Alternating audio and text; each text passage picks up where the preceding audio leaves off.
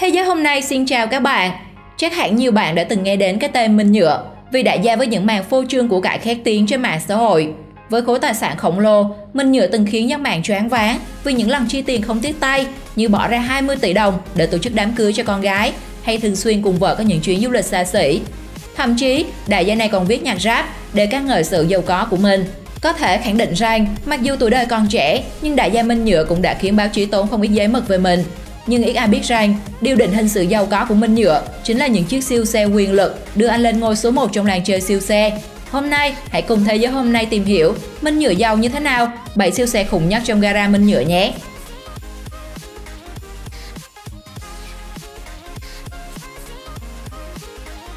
7. Bộ ba BMW 12 tỷ. Mua siêu xe với các đại gia thì chẳng có gì ngạc nhiên, nhưng mua liền một lúc 3 chiếc như Minh Nhựa thì không phải dạng vừa.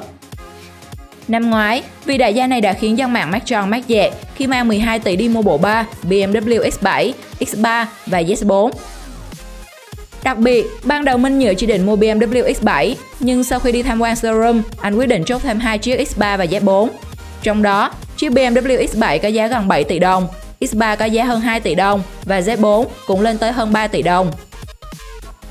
Được biết, Minh Nhựa là khách hàng đầu tiên tại Việt Nam sở hữu siêu xe thể thao BMW Z4 và đây cũng là chiếc anh thích nhất trong bộ ba.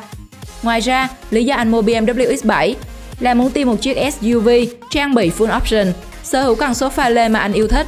Cuối cùng, lý do chọn chiếc xe X3 một phần vì bà xã Minh Nhựa đã ở tuổi 3X. Đúng chuẩn đại gia chiều vợ nhất Việt Nam rồi. Nếu so về mức giá này thì chắc chúng ta cũng phải chặt vận mới mua được nếu may mắn. Trong khi Minh Nhựa mua một lúc 3 chiếc vì hứng, bảo sao đại gia mua siêu xe như mua ô tô đồ chơi vậy. 6. Mercedes-AMG G63 14 tỷ. Được mệnh danh là ông Hoàng Upgrade, Mercedes-AMG G63 là chiếc xe mà các tay chơi siêu xe luôn khát khao sở hữu. Và một lần nữa, Minh Nhựa không làm chúng ta thất vọng khi là người duy nhất sở hữu chiếc xe này phiên bản màu trắng. Với mức giá 14 tỷ đồng, Mercedes-AMG G63 được trang bị nhiều tính năng cao cấp như hệ thống đèn pha multi-beam LED với khả năng chiếu sáng 650m, tránh làm chói mắt xe đối diện, chức năng cảnh báo mất tập trung, chức năng tự động bảo vệ, cảnh báo điểm mù vân vân, tương tự S-Class. Chưa kể, phiên bản đặc biệt này cũng là một thế giới giải trí đích thực với màn hình 12,3 inch và thương hiệu âm thanh high-end Burmester. Ngồi trên chiếc xe mà nghe nhạc chill thì đúng là nhắc quả đất. 5. Porsche Cayenne Coupe 6 tỷ.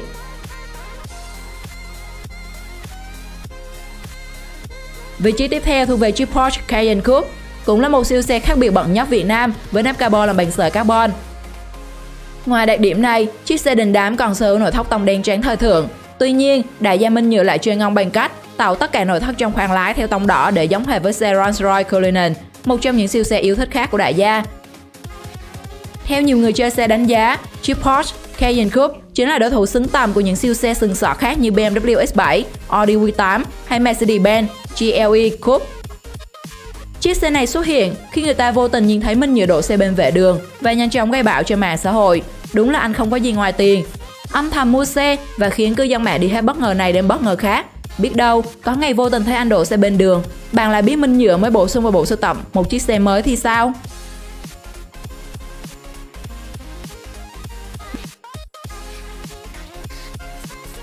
Bốn. Rolls-Royce Ghost 20 tỷ. Là một tay chơi siêu xe khét tiếng, Minh Nhựa không thể bỏ qua chiếc siêu xe Rolls-Royce Ghost. Được biết, đây là chiếc xe gắn bó với Minh Nhựa lâu nhất từ năm 2010, góp phần định hình phong cách chơi siêu xe của đại gia này. Ở thời điểm đó, chiếc xe đã trị giá hơn 20 tỷ đồng, cho thấy Minh Nhựa đã bắt trend siêu xe cực tốt, sẵn sàng chi đậm để sở hữu những chiếc xe đình đám. Là siêu xe lâu đời, Rolls-Royce Ghost sở hữu thiết kế truyền thống đặc trưng cho dòng siêu xe Anh Quốc với kích thước khá đồ sộ, thể hiện quyền lực của người cầm lái. Chẳng thế mà chiếc xe đã được Minh Nhựa ưu ái, giao nhiệm vụ đi đầu đoàn xe trong đám cưới của con gái Joyce Phạm. Đến nay, chiếc xe này vẫn là một trong những siêu xe nổi bật nhất của dàn siêu xe trăm tỷ của Minh Nhựa và chắc chắn sẽ cùng anh xuất hiện không ít lần nữa. Thôi thì cứ chờ đợi một ngày được nhìn thấy đại gia cửa Rolls-Royce Ghost cho thỏa ước mơ vậy, chứ không biết bao giờ mới mua được xe này nhỉ?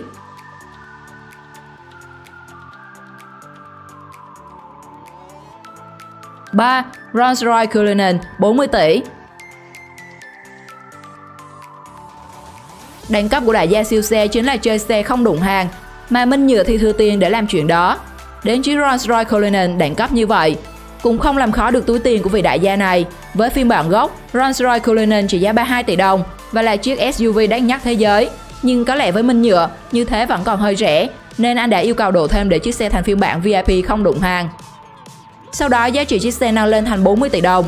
Chia sẻ về chiếc xe này, đại gia cho biết chiếc SUV có cảm giác ngồi vững vàng, an toàn, nhẹ nhàng hơn nhưng mong muốn cuộc sống bình lặng, an lạc hơn.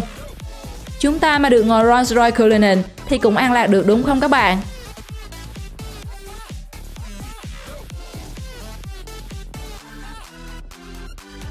Hai, Pagani Huayra 80 tỷ. Nếu bạn đang quá mỏi cổ để ngước nhìn đỉnh cao trong bộ sưu tập siêu xe của Minh Nhựa thì rất tiếc, bạn sẽ phải mỏi hơn vì mức giá của con xe xịn nhất dàn xe sang là Pagani Huayra trị giá 80 tỷ. Mới nghe thôi đã choáng rồi nhỉ? Với mức giá này, không có gì ngạc nhiên khi Pagani Huayra chính là siêu xe đắt nhất Việt Nam, vươn mặt hàng loạt tay chơi siêu xe khét tiếng khác. Chiếc xe được chế tác thủ công hoàn toàn và được coi là kiệt tác về kỹ thuật chế tạo sợi carbon. Đặc biệt chỉ có 100 chiếc Pagani Huayra và Minh Nhựa chính là một trong 100 đại gia sở hữu siêu xe quyền lực này. Vì độ hiếm hoi nên xe chẳng khác nào một của để dành, vì giá trị sẽ tăng trưởng theo thời gian. Nên nếu một ngày Minh Nhựa muốn sang những chiếc xe này, anh sẽ thu về số tiền không nhỏ chút nào. Sau 4 năm sử dụng, năm ngoái Minh Nhựa đã đổi màu cho siêu xe này theo phong cách hầm hố hơn, với đề can màu xanh tím than và đỏ uốn lượn như vân mây. Sự hòa quyện màu sắc khiến tăng hiệu ứng thị giác khi xe di chuyển, khiến xe chẳng khác nào thằng gió lướt trên đường phố, khiến nhiều người phải ngoái nhìn ngưỡng mộ.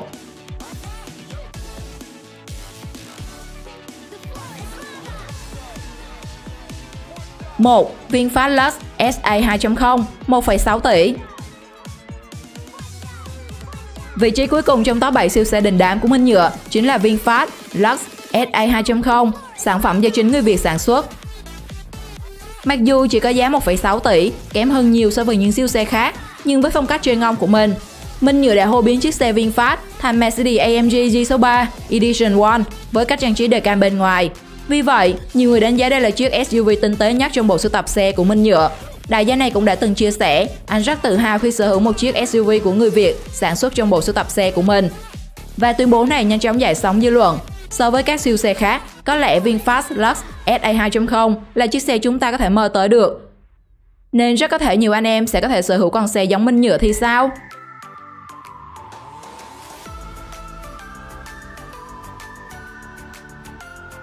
Trên đây là 7 siêu xe làm nên tên tuổi của đại gia Minh Nhựa. Bạn thích chiếc siêu xe nào nhất? Hãy để lại comment cho chúng mình cùng bàn luận nhé. Đừng quên subscribe để chúng mình có thêm động lực. Xin chào và hẹn gặp lại các bạn ở những video tiếp theo trên kênh Thế giới hôm nay.